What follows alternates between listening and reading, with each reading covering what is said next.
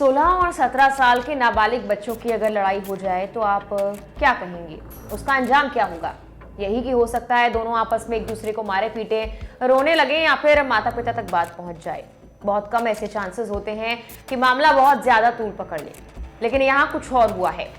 Video शुरू करने से पहले आपको हम चेतावनी देना चाहते हैं कि इस घटना के बारे में जानकारी आपको विचलित कर सकती है। 16 और 17 साल के इन नाबालिगों की लड़ाई का अंजाम यह हुआ कि एक 16 साल के किशोर ने 17 साल के नाबालिग की महज 350 रुपए के लिए बेरहमी से हत्या कर दी। 50 से ज्यादा बार चाकुओं से वार किया और इस बीच 16 साल के उस नाबालिग ने डांस भी किया। ये 2 घंटे का सीसीटीवी लोगों को हैरान कर दे रहा है। आप सोच में पड़ जाएंगे कि आखिर बच्चों की मानसिकता जा कहां रही है।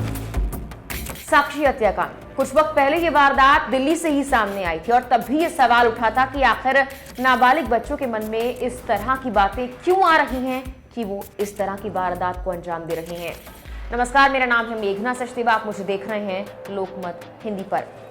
दिल्ली का वेलकम, जहां पर 2 घंटे के सीसीटीवी फुटेज ने सबको ये सोचने पर मजबूर कर दिया है कि आखिर ऐसा क्या हुआ कि 350 रुपए के लिए एक 16 साल के लड़के ने 17 साल के नाबालिग को 50 से ज्यादा बार चाकुओं से गोदा है।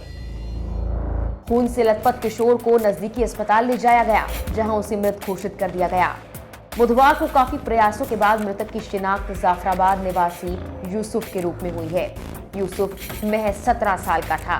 बुधवार को ही पुलिस ने पोस्टमार्टम के बाद उसका शव परिवार वालों के हवाले कर दिया। छानबीन के बाद मंगलवार रात को ही पुलिस ने आरोपी किशोर को दबोच लिया। उसके पास से वारदात में इस्तेमाल चाकू बरामद कर लिया गया। पुलिस के मुताबिक यूसुफ परिवार के साथ गली नंबर 27 जाफराबाद में रहता था। परिवार में माता पिता और अन्य सदस्य हैं।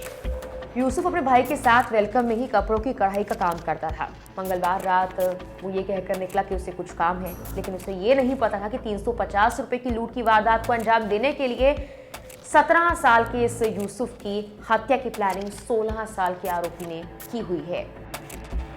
गली नंबर 18 ईदगाह रोड वेलकम, जहां पर आरोपी पहले से ही नशे में धुत मौजूद था। यहां पर उसने यूसुफ को घेर लिया। आरोपी जबरन उसकी जेब में रखे 350 रुपए निकालने लगा। विरोध करने पर आरोपी ने गला दबा दिया। जैसे ही यूसुफ नीचे गिरा तो आरोपी ने चाकू से 50 से ज्यादा बार वार किया। पुलिस उपायुक्त डॉक्टर जॉय तिर्की ने बताया कि अस्पताल ले जाने पर यूसुफ को मृत घोषित कर दिया गया। क्राइम टीम के अलावा FSL ने भी मौके से साक्ष्य जुटा लिए हैं। जांच के बाद वेलकम निवासी आरोपी को दबोच लिया गया। उसके पास से चाकू बरामद किया गया। वारदात के बाद मृतक की पहचान नहीं हो सकी। दोपहर बाद जाकर उसकी पहचान हुई।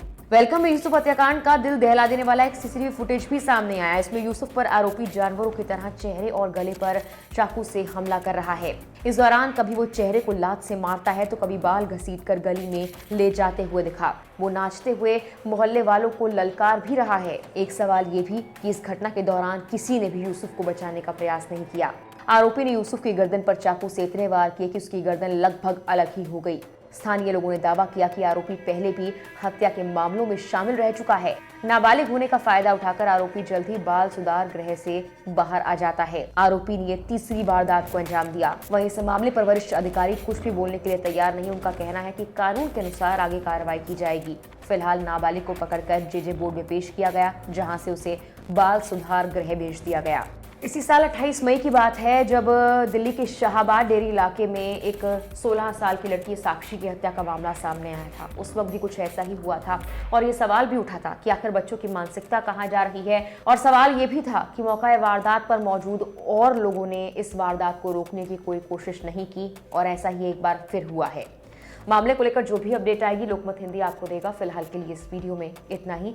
इसको लेकर आपकी राय क्या है, कमेंट कर हमें जरूर बताएं।